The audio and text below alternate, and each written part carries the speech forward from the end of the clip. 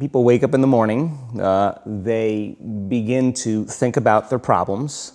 Those problems are circuits of memories in the brain.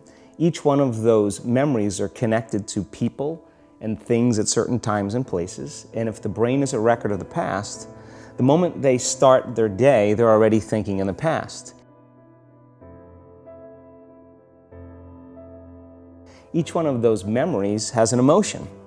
Emotions are the end product of past experiences. So the moment they recall those memories of their problems, they all of a sudden feel unhappy, they feel sad, they feel pain. Now, how you think and how you feel creates your state of being.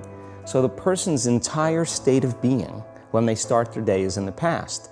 So what does that mean? The familiar past will sooner or later be predictable future.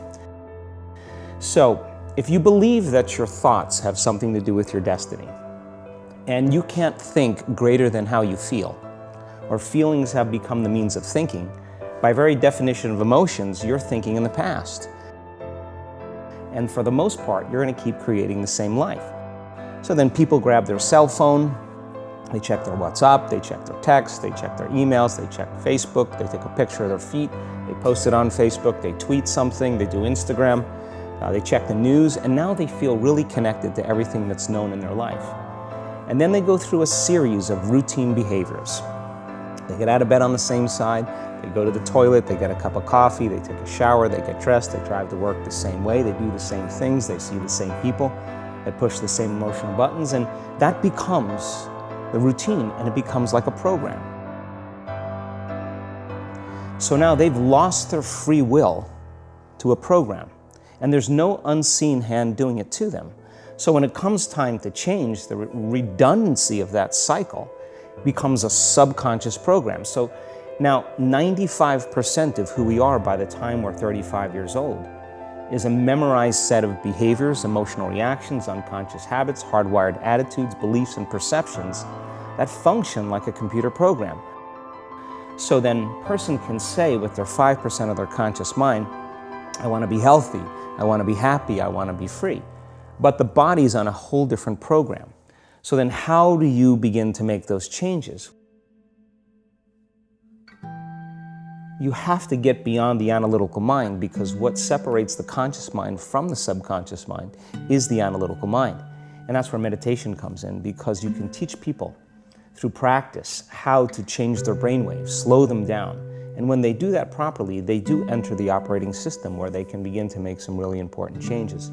So most people then wait for crisis or trauma or disease or diagnosis. They wait for loss, some tragedy to make up their mind to change. And my message is, why wait? And you can learn and change in a state of pain and suffering, or you can learn and change in a state of joy and inspiration. And I think right now, the cool thing is that people are waking up. Most people spend 70% of their life living in survival and living in stress. So they're always anticipating the worst case scenario based on a past experience. And they're literally, out of the infinite potentials in the quantum field, they're selecting the worst possible outcome, and they're beginning to emotionally embrace it with fear. And they're conditioning their body into a state of fear.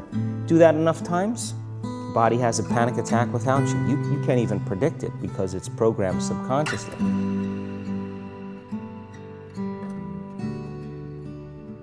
So people become addicted to the rush of those emotions, and they use the problems and conditions in their life to reaffirm their limitation, so at least they can feel something. So now when it comes time to change, you say to the person, why are you this way? Well, every time they recall the event, they're producing the same chemistry in their brain and body as if the event is occurring, firing and wiring the same circuits and sending the same emotional signature to the body. Well, what's the relevance behind that? Well, your body is the unconscious mind. Your body is your unconscious mind. If you're sitting down and you start thinking about some future worst case scenario that you're conjuring up in your mind, and you begin to feel the emotion of that event, your body doesn't know the difference between the event that's taking place in your world, outer world, and what you're creating by emotion or thought alone. So most people then, they're constantly reaffirming their emotional states. So when it comes time to give up that emotion, they can say, I really want to do it, But really the body is stronger than the mind because it's been conditioned that way. So the servant now has become the master. And the person all of a sudden, once they step into that unknown, they'd rather feel guilt and suffering because at least they can predict it. Being in the unknown is a scary place for most people because the unknown is uncertain. And when people say to me, well, I can't predict my future. I'm in the unknown, and I always say the best way to predict your future is to create it. Not from the known, but from the unknown. What thoughts do you want to fire and wire in your brain? What behaviors do you want to demonstrate in one day?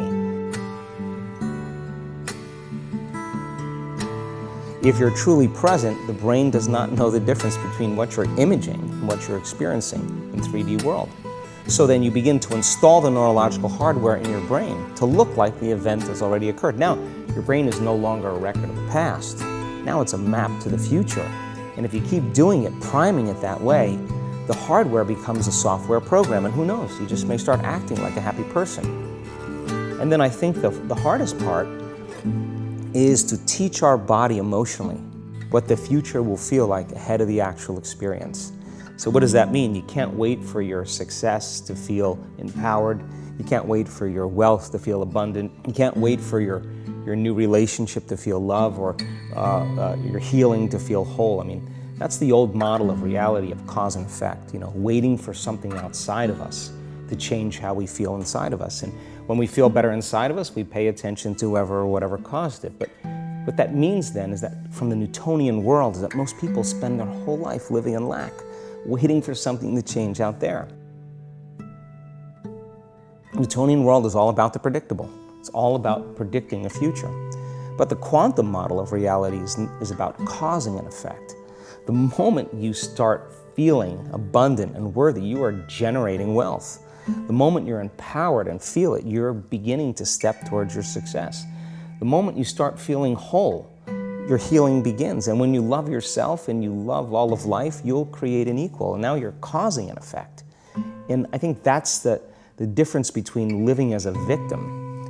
When you switch that around, you become a creator of your world and you start saying, my thinking and my feeling is changing an outcome in my life. And now that's a whole different game, and we start believing more that we're creators of reality.